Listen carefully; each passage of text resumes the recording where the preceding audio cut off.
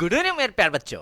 कैसे हैं आप सब? उम्मीद करते हैं आप सब एकदम स्वस्थ होंगे, मस्त होंगे। इसी उम्मीद और आशा के साथ कि आप सब अपने आने वाले बोर्ड एग्जाम के लिए पूरी तरीके से तैयार होंगे कि भाई आपके बोर्ड एग्जाम में क्या कहां से आने वाला है और कितने मोस्ट इंपॉर्टेंट क्वेश्चंस ऐसे हैं जिनके बारे में आपको जानना जरूरी है। तो इसी उम्मीद और आशा के साथ बेटा कि आप सब हर एक कॉन्सेप्ट को समझते चल रहे होंगे, हर एक कॉन्सेप्ट के बारे में ध्यान से पढ़ रहे होंगे। और जो मैं आपको मोस्ट इंपॉर्टेंट क्वेश्चन की सीरीज मैंने आपको बताना स्टार्ट किया हुआ है, जो मोस्ट इंपॉर्टेंट क्वेश्चन बताना स्टार्ट कर चुके हैं, जिसका आज हम बेटा लास्ट चैप्टर डिस्क्राइब करेंगे, लास्ट चैप्टर के मोस्ट इंपॉर्टेंट क्वेश्चन के बारे में बात करेंगे।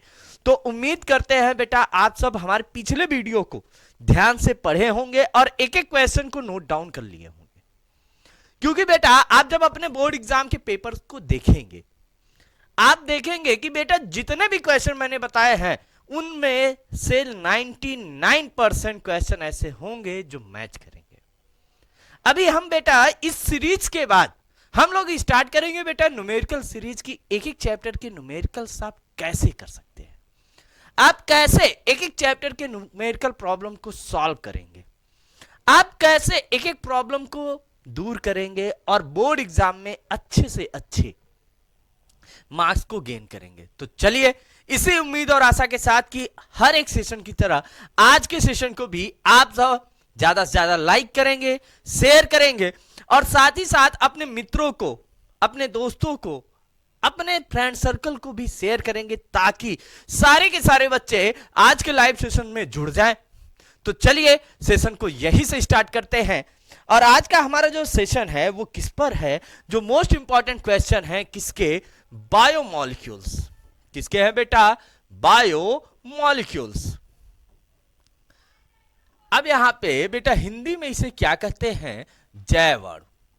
पहले कुछ इसके कंडीशन आपको समझ लेने हैं, हॉट टॉपिक्स। आज हम पहले हॉट टॉपिक्स के बारे में बात करेंगे, इसके बाद हम लोग इसके मोस्ट इंपॉर्टेंट क्वेश्चन के बारे में स्टार्ट करेंगे। तो चलिए सबसे पहले हॉट टॉपिक्स में आपको यहां पे क्या पढ़ना होता है? सबसे पहला आपको पढ़ना होता है कार्बोहाइड्रेट। क्या पढ़ना होता है बेटा? कार्बोहाइड्रेट। अब बेटा कार्बोहाइड्रेट, इसमें आपको क्या क्या पढ़ना है थोड़ा सा यहां पे ध्यान देना है। कार्बोहाइड्रेट में आपको क्या करना है कि इसका क्लासिफिकेशन करना है आपको 4 पार्ट में। किसमें किसमें? मोनोसैकेराइड, किसमें? Monosaccharide. Second one disaccharide, disaccharide. Third one oligosaccharide, oligosaccharide. Fourth one polysaccharide, polysaccharide. अब यहां पे बेटा आपको ध्यान यही देना है, किसके बारे में ध्यान देना है? मोनोसैकेराइड, डाइसैकेराइड, ओलिगोसैकेराइड, ओलिगोसैकेराइड और लास्ट वन पॉलीसैकेराइड। अब यहां पे बेटा आपको और क्या क्या ध्यान देना है कि भाई जो मोनोसैकेराइड है इसमें बेटा आपको 3 कंडीशन। एक आपका क्या होगा? ग्लूकोज। क्या होगा? ग्लूकोज। सेकेंड वन कंडीशन आपका क्या होगा? फ्रक्टोज। क्या होगा? फ्रक्टोज। और थर्ड वन कंडीशन क्या होगा? गैलेक्टोज। क्या होगा? गैलेक्टोज। इनके बारे में आपको ध्यान देना है। आपके डाइसैकेराइड में आपको यहां बेटा 2 जरूर ध्यान देना है। एक आपको क्या ध्यान देना है? एक आपको ध्यान देना है शुगर। क्या ध्यान देना है? शुगर, शर्करा बोलते हैं। और बेटा जिस दूसरा आपको यहां पे क्या ध्यान देना है? माल्टोज। क्या ध्यान देना है? माल्टोज। अब ये शुगर को ही हम लोग और क्या कहते हैं बेटा? सुक्रोज कहते हैं, ये जरूर ध्यान देना। माल्टोज। पॉलीसेकेराइड में बेटा आपको दो ध्यान देना है। एक क्या आपको ध्यान देना है, एमाइलोज। क्या ध्यान देना है, एमाइलोज। और दूसरा आपको क्या ध्यान देना है, सेलुलोज। सेलुलोज। तो ये किससे रहेंगे, आपके कार्बोहाइड्रेट के मोस्ट इंपॉर्टेंट क्वेश्चन इसी से बनेंगे, जिसमें आपको बेटा इनके स्ट्रक्चर के बारे में चलिए बात करते हुए चलते हैं कि कार्बोहाइड्रेट में आपको पढ़ना क्या क्या है। कार्बोहाइड्रेट, इनमें आपको बेटा क्या पढ़ना है, पहला कंडीशन आपको यहां पे पढ़ना होगा इनका नामकरण, यानी नोमेनक्लेचर के कॉन्सेप्ट के बारे में आपको पढ़ना होगा। सेकेंड वन आपको कॉन्सेप्ट क्या पढ़ना होगा, संरचना के बारे में। और बेटा स्ट्रक्चर में आपको दो कंडीशन ध्यान देना है। क्या ध्यान देना है, खुली संरचना और बंद संरचना, यानी open structure and close structure, जिसे हम लोग और क्या कहेंगे बेटा, साइक्लिक स्ट्रक्चर। ठीक। थर्ड वन आपको यहां पे क्या ध्यान देना है, संरचना के बाद इनके क्रियात्मक समूह के बारे में ध्यान देना है।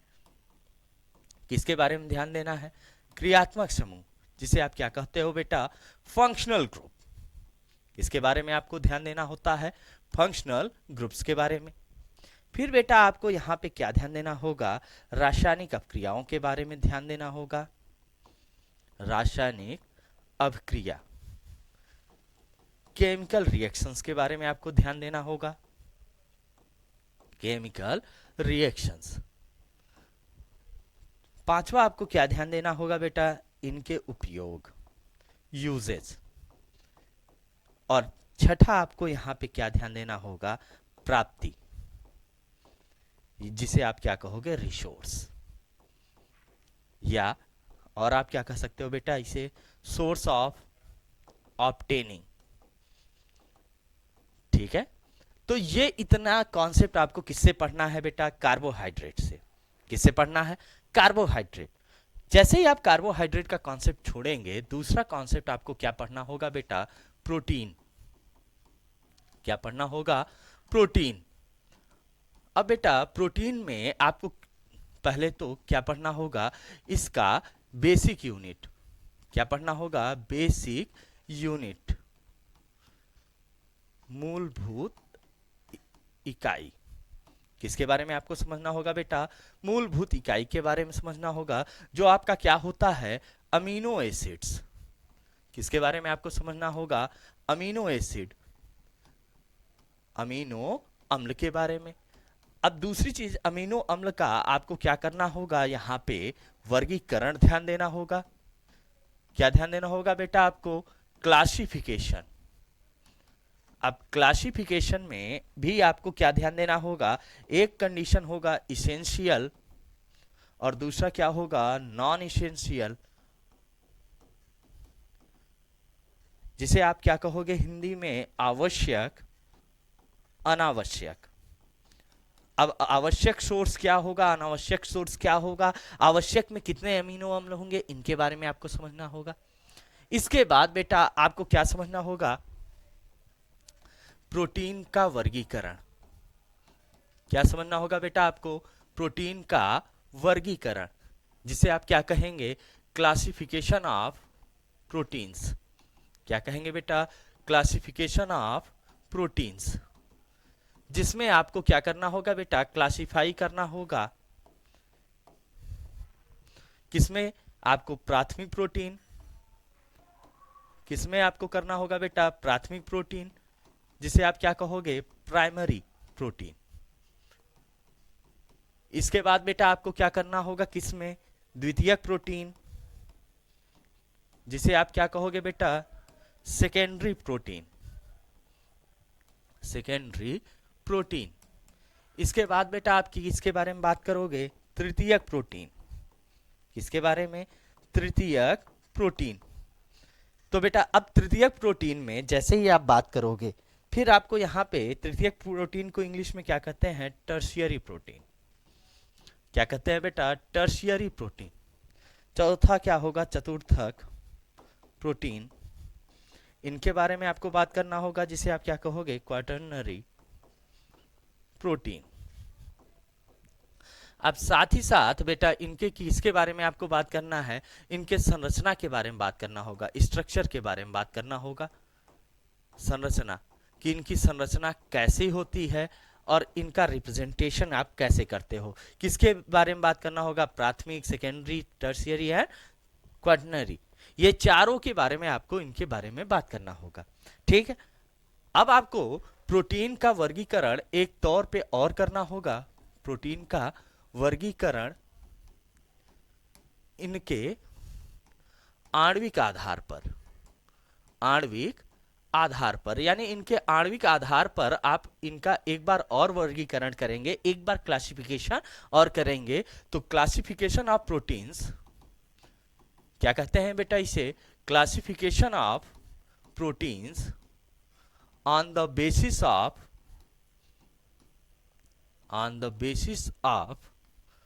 Molecular structure. और जिसमें बेटा आपको दो टाइप के इस कंडीशन ध्यान देने होंगे। एक आपको क्या ध्यान देना होगा, एक आपको ध्यान देना होगा रेशेदार प्रोटीन। किसके बारे में आप बात करेंगे बेटा, रेशेदार प्रोटीन, जिसे आप क्या कहेंगे, फाइब्रस प्रोटीन। क्या कहेंगे बेटा, फाइब्रस प्रोटीन। दूसरा आप क्या कहेंगे, कणिकामय प्रोटीन, जिसे आप क्या कहते हो बेटा, ग्लोबुलर प्रोटीन। क्या कहोगे, ग्लोबुलर प्रोटीन। यानी इनके बारे में आपको बात करनी होगी। ठीक है, ये तो बेटा किसके बारे में बात हो जाएगी, आपकी प्रोटीन। प्रोटीन के बाद बेटा आपका जो हॉट टॉपिक होता है वो क्या होता है, एंजाइम। क्या होता है, थर्ड वन हमारा क्या होगा, एंजाइम होगा। अब बेटा एंजाइम में आपको क्या ध्यान देना है, एंजाइम में इनका सिर्फ आपको क्या ध्यान देना है, पदार्थ के आधार पर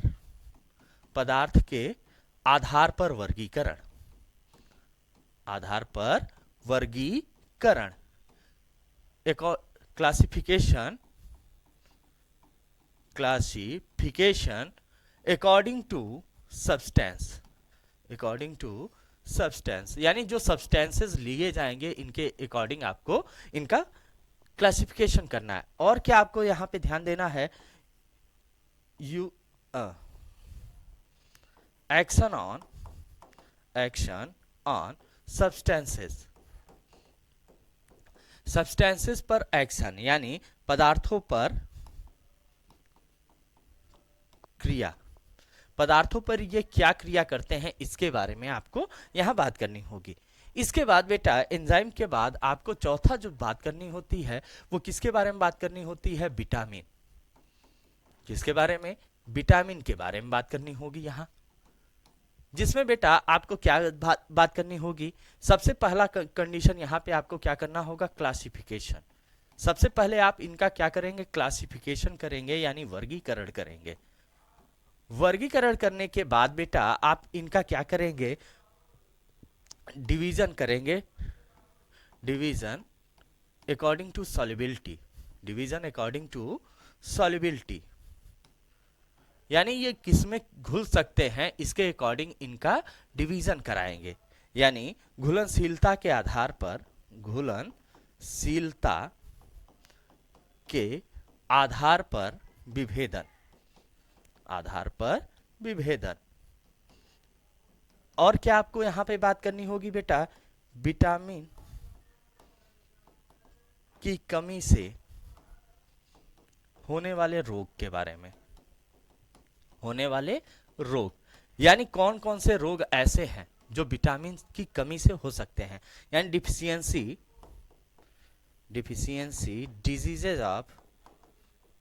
डिजीजेज ऑफ विटामिन्स, यानी विटामिन्स के डिफिशियंसी डिजीज क्या होंगे। चौथा आपको यहां पे क्या बात करनी होगी, सोर्स ऑफ विटामिन्स, या विटामिन के स्रोत। किसके बारे में आपको बात करनी है बेटा, विटामिन के स्रोत, जिसे आप क्या कहोगे, सोर्स ऑफ विटामिन।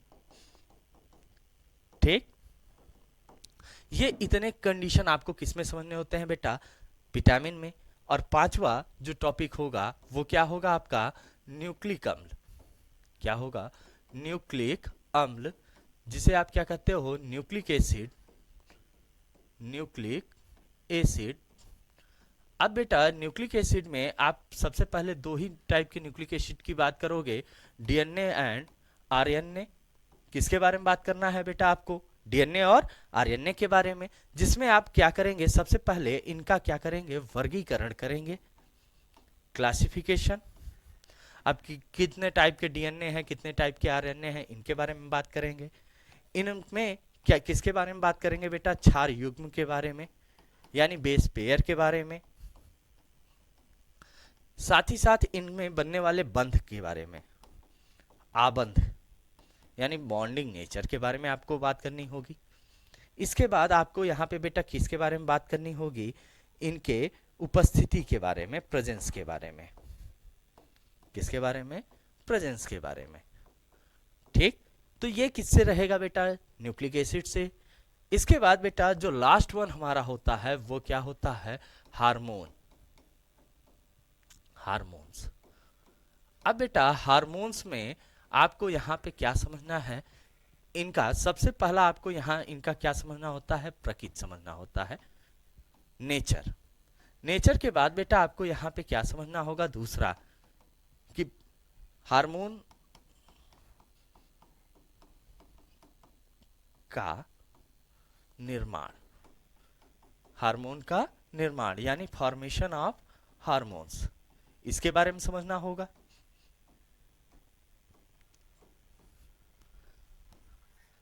अंतःस्रावी ग्रंथियों के बारे में समझना होगा, अंतःस्रावी ग्रंथियां, जिसे आप क्या कहोगे बेटा? एंडोक्राइन ग्लैंड्स के बारे में आपको समझना होगा। और बेटा आपको यहां पे क्या समझना होगा?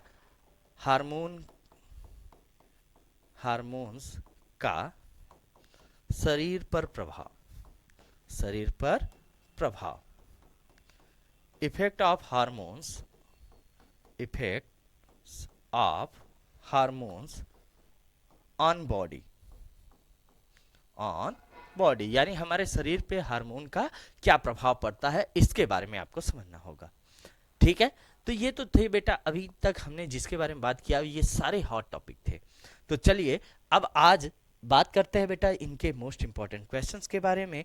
तो अभी तक हमने सिर्फ हॉट टॉपिक के बारे में बात किया, अब हम लोग बात करेंगे मोस्ट इंपॉर्टेंट क्वेश्चंस के बारे में। मोस्ट इंपॉर्टेंट क्वेश्चंस यानी इनके मोस्ट इंपॉर्टेंट क्वेश्चंस क्या होते हैं। ठीक है, जिसमें आपका क्वेश्चन नंबर फर्स्ट क्या होगा कि मॉलिस परीक्षण क्या होता है? मॉलिस परीक्षण क्या होता है? एक क्वेश्चन आपका यहां से जरूर बनता है बेटा कि मॉलिस टेस्ट किससे होता है? Molisch test. तो इसे हम ऐसे लिख सकते हैं क्वेश्चन के बेसिस पे बना के, इसे हम इस तरीके से लिखें कि व्हाट इज मॉलिस टेस्ट। क्या लिख सकते हैं? What is Molisch test. ठीक, ये क्वेश्चन आपसे जरूर पूछता है बेटा, इसे जरूर ध्यान दीजिएगा। क्वेश्चन नंबर 2, क्या टॉलेन व टॉलेन है बेटा, थोड़ा सा क्या आपका टॉलेन व फेलिंग अभिकर्मक का ग्लूकोज व फ्रक्टोज पर क्रिया की। तो यहां पे define about action of Tollens and Fehling solution on glucose and fructose. यानी जो ग्लूकोज और फ्रक्टोज है इस पर आपको क्या करना है? डिफाइन करना है कि टॉलेन और फेलिंग अभिकर्मक कैसे अपक्रिया करेंगे। ठीक है। क्वेश्चन नंबर थर्ड में आपको क्या ध्यान देना है, ग्लूकोज की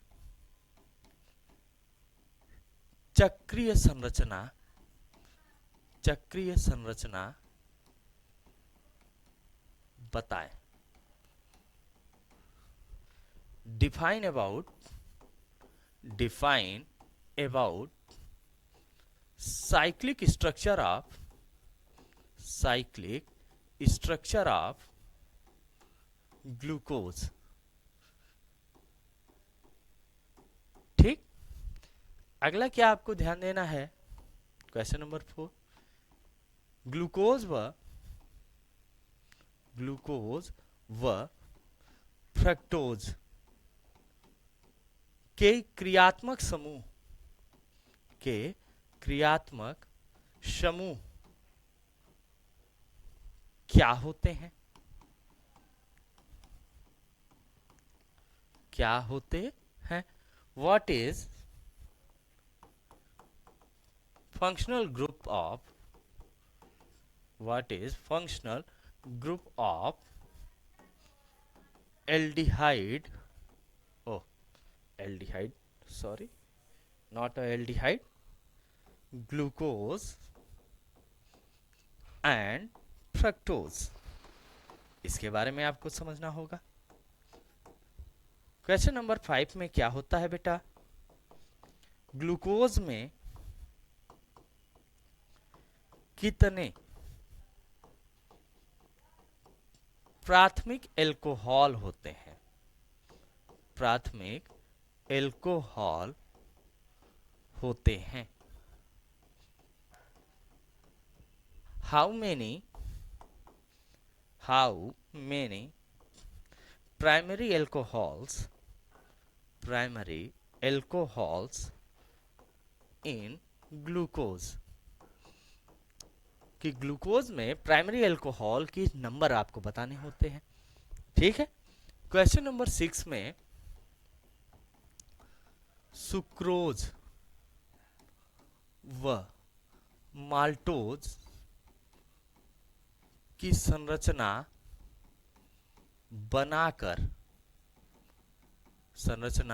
बनाकर इनके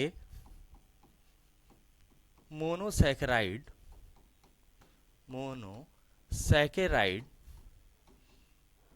बताएं।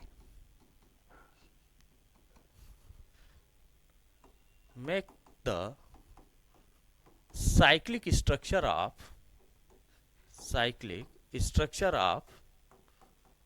sucrose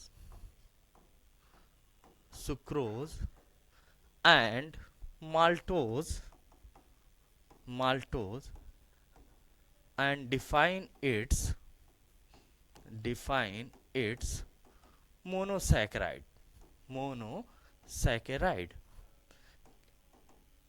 ठीक।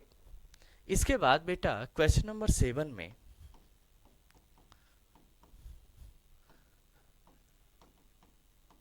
अपचयी शर्करा किसे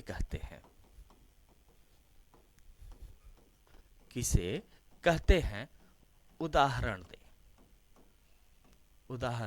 दे। What is reducing sugar,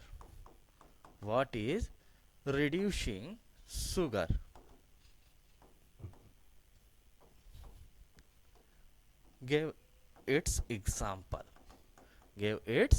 example, इसके उदाहरण दें। ठीक। इसके बाद बेटा क्वेश्चन नंबर 8 में क्या आता है, ग्लूकोज से ग्लूकोजाइम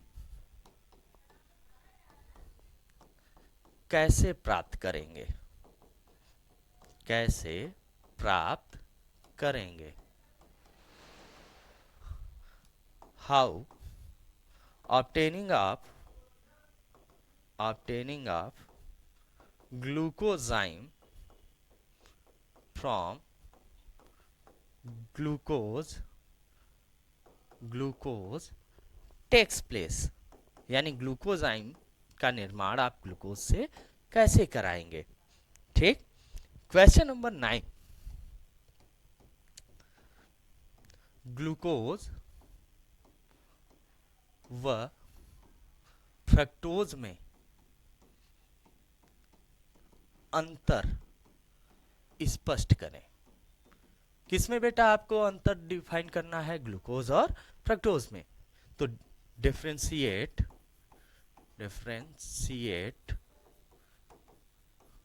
glucose and fructose, glucose and fructose, glucose और फ्रक्टोज के बारे में आपको क्या करना है? डिफरेंशिएशन कराना है। क्वेश्चन नंबर 10, आपको क्या करना होगा? आपको ध्यान ये देना होगा कि भाई प्रोटीन की संरचना के बारे में बतलाएं, संरचना के बारे में बतलाएं। ठीक, क्या होगा? Define about structure of protein, यानी प्रोटीन के स्ट्रक्चर के बारे में आपको क्या करना है? डिफाइन करना है। क्वेश्चन नंबर 11 में प्रोटीन की द्वितीयक संरचना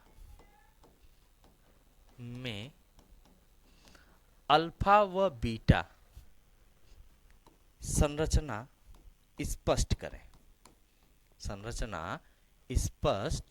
करें, क्या कहा? कि प्रोटीन की द्वितीयक संरचना में अल्फा और बीटा संरचना स्पष्ट करें। Define alpha and beta structure in secondary protein, यानी जो हमारा सेकेंडरी प्रोटीन है इसमें हमें क्या डिफाइन करना इसमें क्या डिफाइन करना है बेटा? अल्फा और बीटा स्ट्रक्चर के बारे में डिफाइन करना है। क्वेश्चन नंबर 12, जो क्वेश्चन नंबर 12 है बेटा, इसमें आपको क्या ध्यान देना है? 1 से 12 भी है। क्वेश्चन नंबर 12 में आपको क्या ध्यान देना है बेटा? अमीनो अम्ल का निर्माण किन क्रियात्मक समूहों से होता है? क्रियात्मक समूहों से होता है। अब यहां पे आपको क्या ध्यान देना है बेटा? क्वेश्चन में क्या पूछेगा कि formation of amino acids takes place bye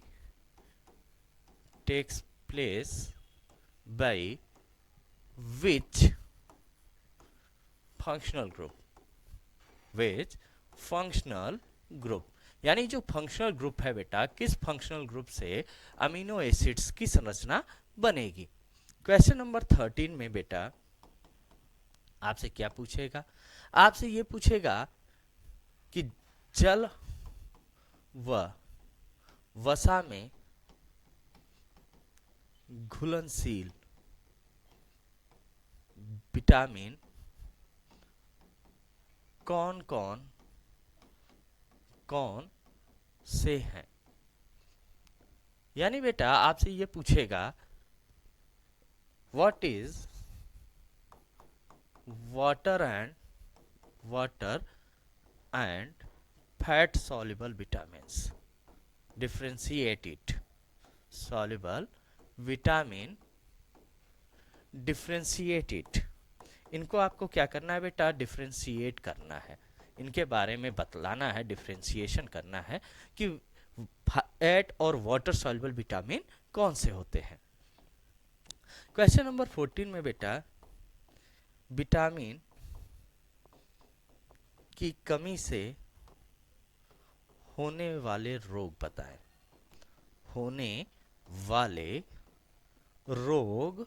बताएं, यानी कौन कौन से ऐसे डिजीजेस हैं जो किसकी कमी से होता है? विटामिन की कमी से। यानी mention the name of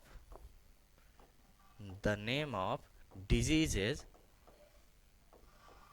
caused due to due to deficiency of, थोड़ा सा यहाँ लिख रहे हैं, डेफिशिएंसी ऑफ विटामिन, यानी ऐसे विटामिन के नाम आपको बताने हैं बेटा जो किससे होते हैं, डेफिशिएंसी से होते हैं। किसकी डेफिशिएंसी से? विटामिन की। ये बात क्लियर। इसके बाद बेटा क्वेश्चन नंबर 15 में हार्मोन का मानव शरीर में संश्लेषण कहाँ से होता है? कहाँ से होता है? अब यहाँ पे क्या पूछा गया बेटा कि हार्मोन का मानव शरीर में संश्लेषण कहाँ से होता है? In human body by which organ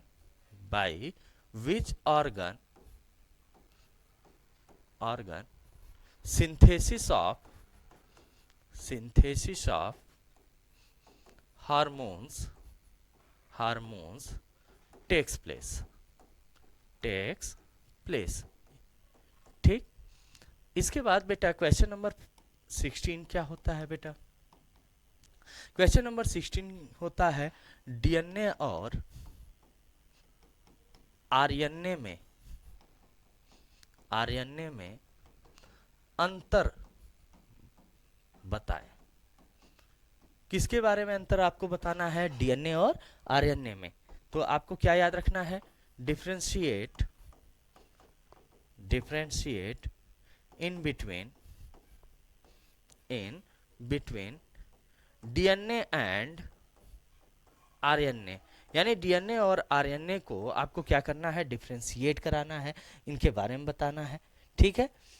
अब बेटा और आपको क्या करना होता है बेटा? आपको बॉन्डिंग के बारे में बताना होता है।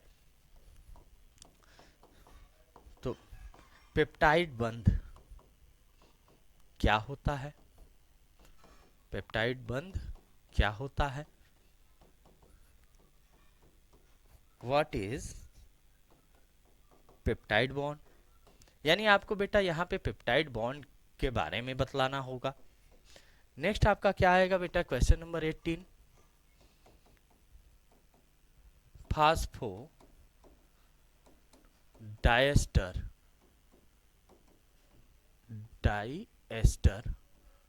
बंध क्या है? तो बेटा यहां पे आपको क्या ध्यान देना है? What is फास्फोडाइएस्टर bond? फास्फोडाइएस्टर बॉन्ड क्या होता है, इसके बारे में आपको बतलाना है। नेक्स्ट आपको बेटा क्या ध्यान देना है? क्वेश्चन नंबर 19 में आपको ध्यान ये देना है बेटा कि डीएनए और आरएनए के क्षारक में क्या भिन्नता है? ठीक, क्वेश्चन ये पूछेगा। तो what is difference in between base pair of